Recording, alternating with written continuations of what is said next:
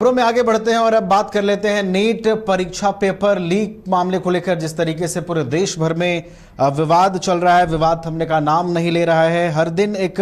नए खुलासे सामने आ रहे हैं और अब इसके जो तार हैं वो बिहार से जुड़ गए हैं और बिहार में EOU यानी कि आर्थिक अपराध इकाई की टीम ने बड़ा एक्शन लिया है और बड़ा एक्शन लेते हुए EOU की ओर से 9 परीक्षार्थियों को नोटिस भेजा गया है। नोटिस भेजे जाने के बाद अब सभी से पूछताछ की जाएगी। आपको यह भी बता दें कि ये सभी जो परीक्षार्थी हैं वो बिहार के अलग अलग जिले के रहने वाले हैं। इन लोगों को अभिभावकों के साथ पूछताछ के लिए EOU कार्यालय बुलाया गया है। इनसे पूछताछ के बाद EOU को क्या हाथ लगता है, ये तमाम चीजों पर हमारी नजर बनी रहेगी। हमारे साथ अधिक जानकारी के साथ हमारे साथ बिहार संपादक SK राजीव भी जुड़े हुए हैं। सीधे उनका रुख कर लेते हैं। SK राजीव, EOU ने एक बड़ी कार्रवाई की है, 9 परीक्षार्थियों को नोटिस भेजा है और उन्हें अपने अभिभावकों के साथ कार्यालय आने को कहा है। क्या कुछ पूछताछ में निकल सकता है? नहीं, देखिए, निश्चित तौर पर नवीन, इस वक्त की एक बड़ी खबर है क्योंकि नीट को लेकर के पूरे देश में हंगामा मचा हुआ है, ये आपको भी पता है। और कल जिस तरीके से गुजरात में 5 लोगों की गिरफ्तारी हुई है और उस 5 लोगों ने ये एक्सेप्ट किया है कि जो नीट का प्रश्न पत्र जो आउट हुआ है इसमें लोगों की भूमिका थी। उन्होंने यह भी स्वीकार किया है कि किस तरीके से छात्रों से मोटी रकम जो है वो ली गई और सेंटर जो है वो किस तरीके से हरियाणा में करवाया गया और उसके बाद से जो है वो प्रश्न पत्र जो है वो आउट हुआ है। तो कल के बाद से लगातार EOU जो है फिर बिहार में, हालांकि आपको ये बता दें कि जब 5 तारीख को परीक्षा हुई थी उसके बाद ही इस बात के आरोप लगे थे कि भाई पटना में प्रश्न पत्र जो है वो लीक हुआ है और इस पूरे मामले की जांच का जिम्मा जो है वो EOU को दे दिया गया था। और EOU की तरफ से कुल 17 अभियुक्त उसमें बनाए गए थे, जिसमें से कि 8 लोगों को, उस समय 8 लड़कों को उस पूरे मामले में पूछताछ के लिए बुलाया गया था, उन्हें गिरफ्तार किया गया था और 9 लोगों को जो है वो EOU ने अंततः आज समन जारी किया है और यह कहा है कि आप अपने परिवार के, अपने पिता के साथ जो है वो EOU के दफ्तर आइए ताकि आपसे पूछताछ की जा सके और यह जानकारी ली जा सके कि वाकई में जो प्रश्न पत्र लीक का जो ये पूरा मामला है पटना में,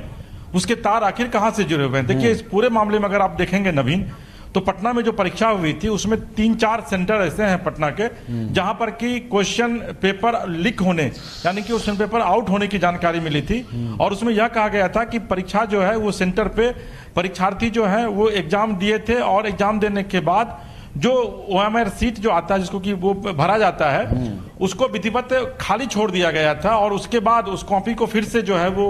सही जवाब जो है उस कॉपी पर भरा गया था। तो इसके अलावा एक जानकारी यह भी मिल रही है कि प्रश्न पत्र जो है वो एग्जाम से पहले ही आउट कर दिया गया था और कई लड़कों को मैसेज भी भेजा गया था कि भाई अगर आपको परीक्षा में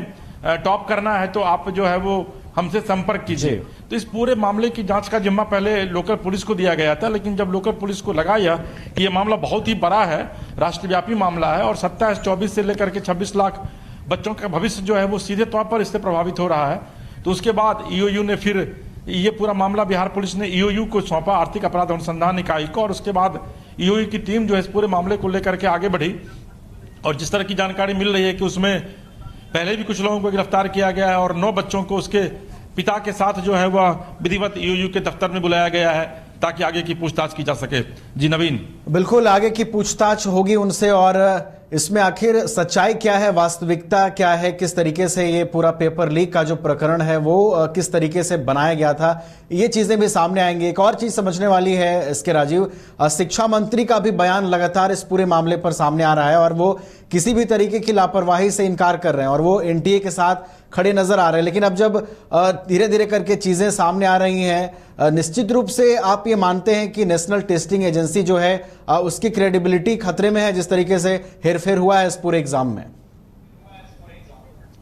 नहीं, देखिए, NTA के तो साख पे अब सवाल खड़ा जो है वो होना लाजमी है और जब तक सवाल खड़ा नहीं हुआ तब तक NTA के सेक्रेटरी ना करके किस तरीके से प्रेस कॉन्फ्रेंस करके सफाई दी और उस सफाई के बाद भी जब लोगों को यह लगा कि नहीं भाई ये पूरा मामला क्लियर नहीं हो रहा है, तो जब छात्र जो है वो सुप्रीम कोर्ट का दरवाजा खटखटा है तो फिर सुप्रीम कोर्ट का वर्डिक्ट देख लीजिए, वो तो सीधे तौर पर NTA के ऊपर जो है वो अब सवाल जो है वो खड़ा हो गया है और सुप्रीम कोर्ट ने भी सवाल खड़ा किया सुप्रीम कोर्ट ने और यह कहा कि भाई आप जो कम से कम 1563 बच्चे हैं उनको आप ग्रेस मार्क कैसे दे सकते हैं, जबकि सुप्रीम कोर्ट का ये वर्डिक्ट है। एक एग्जाम कोई है उसके अलावा और किसी दूसरे एग्जाम में आज तक ग्रेस मार्किंग की कोई व्यवस्था की नहीं गई जी। थी। तो ऐसी स्थिति में अगर आप 1563 बच्चों को ग्रेस मार्क देते हैं, और ग्रेस मार्क का देखिए कि 4 से लेकर के 150 नंबर तक का ग्रेस मार्क दिया गया है। हम लोग भी स्टूडेंट रहे हैं अपने स्टूडेंट लाइफ में, हम लोगों ने कभी आज तक नहीं सुना कि भाई इस तरीके से 4 से लेकर के और 150 तक ग्रेसिंग मार्क दिया जाता है। बल्कि हम लोग को ये पता था कि मैट्रिक इंटर में अगर एक पेपर में अगर आप को क्रॉस लग जाता है और अगर आप पास मार्क आपको अगर 2 नंबर से मिसिंग होती है तो 2 नंबर का ग्रेस मार्क जो है वो इंटर काउंसिल और बिहार बोर्ड में जो है वो देने का प्रोविजन है। लेकिन ये 4 नंबर से लेकर के 150 नंबर तक ग्रेस मार्क दिया जाएगा, वो भी नीट जैसे एग्जाम में जो कि मतलब देश का एक बड़ा एग्जाम है, यूपीएससी के रैंक का ये एग्जाम है, और इससे डॉक्टर बनते हैं। भाई आप कोई ये मामूली चीज नहीं है नवीन, कोई सामान्य एग्जाम है, बल्कि आप डॉक्टर का निर्माण करते हैं इससे। और डॉक्टर की क्या भूमिका है इस समाज में, इस क्या देश में या फिर पूरी दुनिया में, ये सबको पता है। तो निश्चित तौर पर एनटीए की साख पर तो एक बट्टा लग ही गया है। लेकिन सुप्रीम कोर्ट की अगली सुनवाई जो है वो 8 जुलाई को होगी, और सुप्रीम कोर्ट ने यह भी कहा है कि अगर पेपर लीक से जुड़ा हुआ कोई भी साक्ष्य उनके सामने आता है तो सुप्रीम कोर्ट एक बार फिर से रिकंसीडर करेगा। 10 तारीख को एग्जाम 1563 बच्चों को देना है। इसके अलावा 30 तारीख को रिजल्ट दिया जाएगा, 30 जून को। और उसके बाद जो सबसे महत्वपूर्ण है, उसके बाद जो है सो आपको आने वाले दिनों में फिर 30